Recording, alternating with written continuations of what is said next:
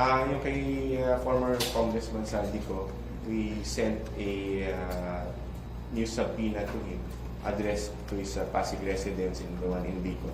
We're just awaiting the reports coming from the ones who will serve this. And once we've received this from them, then we will study the matter kung ano yung magiging next action or steps ng ICI. Ayan, yun ang pag-aaralan namin kung there's sufficient basis already to go to our remedial measures, which is to file a petition for contempt. Yes. Nakatuon kasi kami dun sa rules and procedures namin right now because we want that set already before we proceed with our hearings. In the meantime kasi, regardless kung meron kami hearings or not, no, very busy naman ang commission with our case build-up.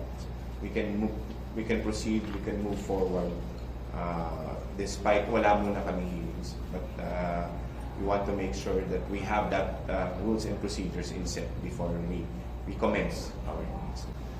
Right now kasi sabi ko nga before, yung authority ng commission based on EO 94 is ito na yung pinaka malakas no, na maibibigay ng isang executive order to us. No? So, if there's any additional powers, especially on contempt, that might be through legislation already.